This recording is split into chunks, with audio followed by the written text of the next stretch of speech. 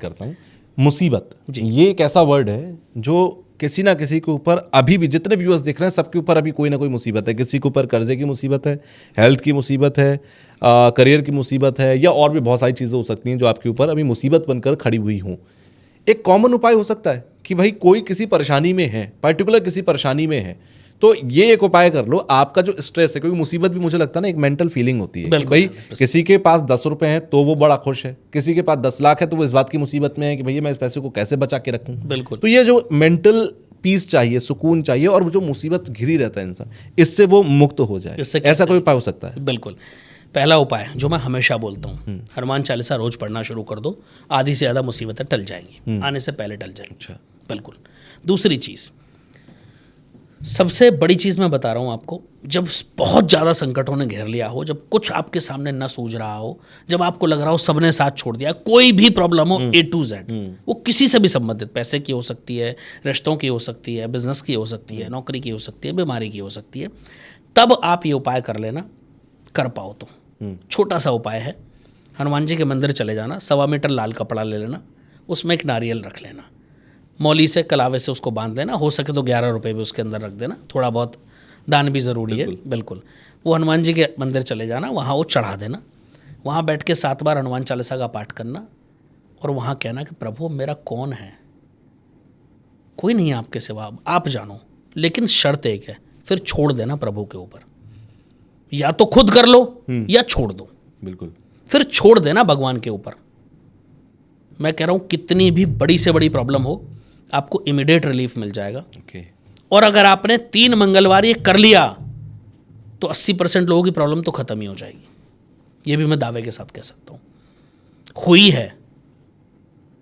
ऐसे ऐसे लोगों के ऐसे ऐसे रास्ते, ये कल का ही केस बता रहा हूँ मैं। उस व्यक्ति ने प्रॉपर्टी दे दी किसी को, बात बन गई, बात हो गई, बड़ा सौदा था, कई करोड़ रुपए का सौदा था प्रॉपर्टी का, वो पैसे अटक गए, नहीं आ रहे। अच्छा, जिसने लिए वो बेईमान नहीं है जी, उसके भी पीछे से अटक गए, उसने किसी और को कोई प्रॉपर्टी बेची होगी, तो वो कह रहा है जी मेरे आए मैं दूंगा, ऐसा नहीं कि वो मना कर रहा है देने के लिए।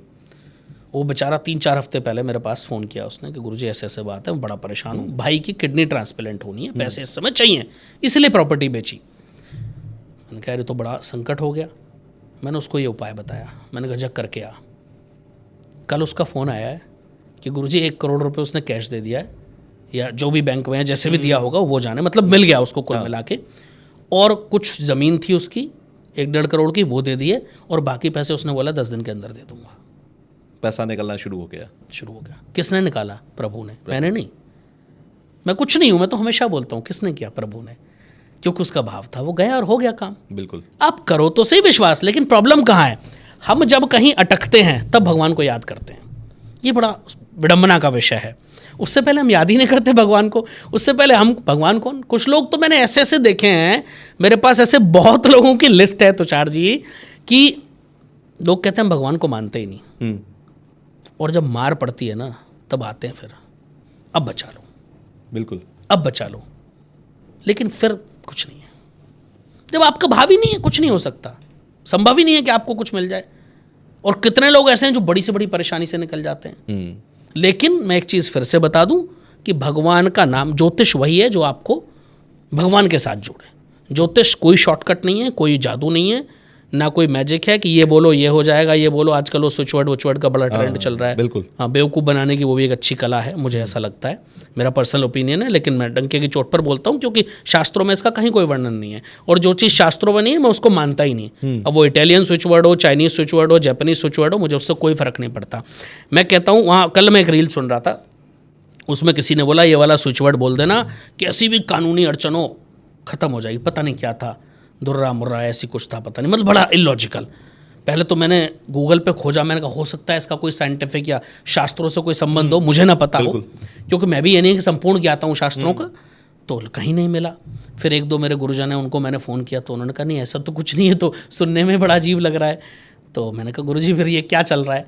तो कह रहे कुछ नहीं है, बेवकूफ़ बनाने की कला है, कर दो।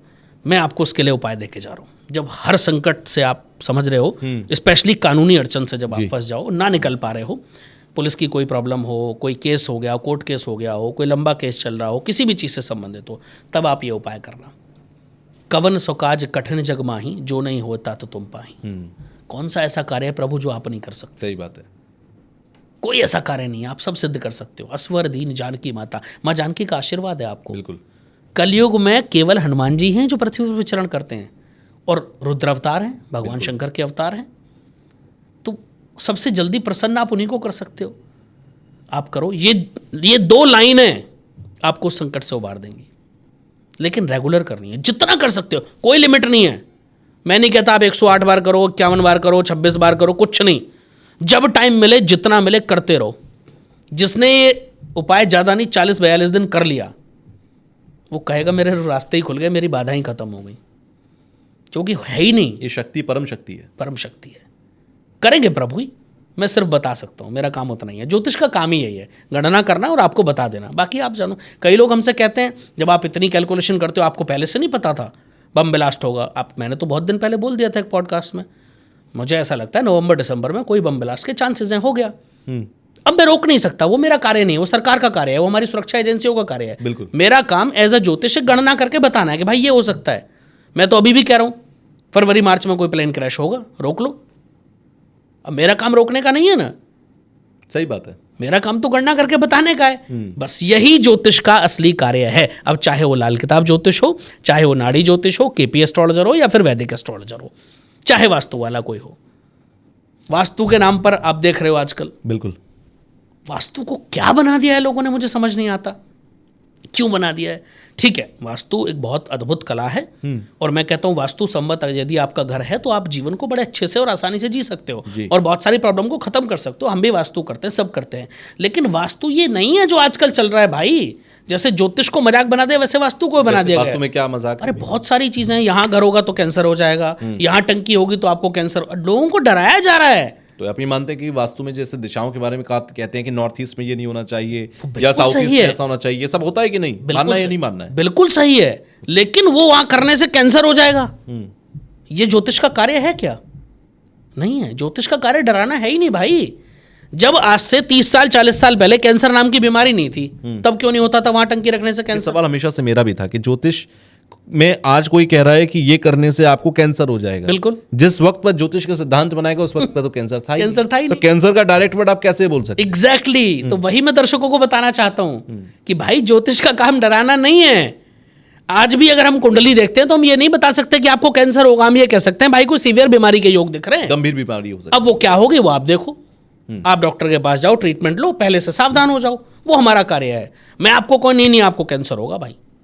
तो ये सिर्फ और सिर्फ बेवकूफ बनाया जा रहा है ज्योतिष के नाम पर। जो एक तो आप इत्तेफाक रखते हैं इस बात से, जो अभी अभिनेता हैं गोविंदा, उनकी पत्नी सुनीता आहूजा, उन्होंने एक पॉडकास्ट में कहा कि ये जो बहुत सारे पूजा करते हैं ज्योतिष, 2 लाख रुपए दे दो ये हो जाएगा, 1 लाख रुपए दे दो इसमें हम ये पूजा कर देंगे, करोड़पति बन जाओगे या राजा बन जाओगे। तो उन्होंने कहा अगर राजा बन सकते तो खुद बने ना पहले, हम ही क्यों राजा बना रहे? अच्छा, और 2 लाख रुपए देके राजा अगर बन सकता तो कैसे होगा? तो ये उनका एक पूरा स्टेटमेंट था। आप इत्तेफाक रखते हैं कि आज जितने एस्ट्रोलॉजर्स हैं, मैं किसी का नाम नहीं ले रहा, अगर मान लीजिए 1000 एस्ट्रोलॉजर्स हैं तो आपकी नज़र में कितने ऐसे हैं जो इस तरीके का ही काम कर रहे हैं? देखो, बहुत विद्वान लोग भी हैं, ऐसा नहीं कि विद्वानों की कमी है। मैं ये नहीं कहता मैं अकेला विद्वान हूँ, मुझसे भी बड़े विद्वान, मुझसे बड़े ज्ञाता भारतवर्ष में ही हैं और दुनिया में भी हैं, लेकिन 80% सिर्फ बेवकूफ़ बनाया जा रहा है। जितने शॉर्टकट बताने वाले हैं सब बेवकूफ़ बना रहे हैं। जितनी ये ऑनलाइन पूजा हो रही है ये सही है? भाई एक बात बताओ, पूजा जब आप करते हो तो आपका भाव भगवान से जुड़ता है जी। पूजा में शामिल होना बहुत जरूरी है। ठेके पे पूजा नहीं होती। ठेके पे पूजा नहीं होती। आपने कॉन्ट्रैक्ट दे दिया कि आप मेरे लिए पूजा करो, मैं करोड़पति बन जाऊं, ऐसा नहीं हो सकता। बड़े सिद्धांत हैं ज्योतिष के, उन सिद्धांतों को समझना जरूरी है। और वो सिद्धांत आप कब समझोगे? जब आपने अच्छे गुरुजनों का संग किया हो, शास्त्रों को पढ़ा हो, थोड़ा बहुत जितना भी पढ़ सकते हो। अगर वही नहीं पढ़े, आजकल लोग क्रैश करके आ रहे हैं, 6 महीने में ज्योतिषी बन जा रहे हैं। बिल्कुल। हमें आज भी याद है, पहले 6 साल हम कुंडली नहीं देख पाते थे, 6 साल कम से कम। उसके बाद तो कुंडली अच्छे से देखना आया हमें। यहाँ लोग 6 महीने में ज्योतिष बन जा रहे हैं, प्रेडिक्शन करना शुरू कर देते हैं। अच्छा, वो प्रेडिक्शन कैसे होती हैं? कुछ भाव फिक्स होते हैं, कुछ ग्रह ऐसे होते हैं जो वहाँ बैठे हों तो लगभग वो रिजल्ट मिलते हैं, वो कुछ है कॉमन, बस वो प्रेडिक्शन होती हैं। आप किसी ज्योतिष के सामने जाके बैठो, जितने भी लोग ये सोचते हैं ना कि ज्योतिष हमारे बारे में सब बता दो, उनकी आंखें खोल देता हूँ, बहुत ज़रूरी है। कई ज्योतिष ये कहते हैं आप आओ हमारे पास, हम पहले सब बताएंगे, तब आप मानना हम असली ज्योतिष है। अरे सब बेवकूफ़ बनाया जा रहा है भाई। अब आप मेरे सामने आए, मैं आपसे कहता हूँ तुषार जी मेहनत तो बहुत करते हो जीवन में, लेकिन वो रिजल्ट नहीं मिला कभी जो मिलना चाहिए। किसको मिला है बताओ? कोई सेटिस्फाई नहीं है। कोई नहीं है ना। कर दी मैंने प्रेडिक्शन, मैं गलत हूँ, मैंने आपकी कुंडली भी नहीं देखी, मैंने कुछ नहीं देखा, मैंने ऐसी प्रेडिक्शन कर दी। तुषार जी सुबह निकलते हो बड़ी स्ट्रेस रहता है मन में, किसके में नहीं रहता भाई? काम के लिए निकलोगे तो स्ट्रेस तो रहेगा ना। परिवार को थोड़ा संभाल तो रहे हो आप, बट देखो फोकस करो भाई, सबके परिवार में कुछ ना कुछ तनाव है। तो ये बड़ी कॉमन चीज़ें हैं, इनसे आपको सावधान होना है। ये बेकार के लोगों के चक्कर में नहीं पड़ना है।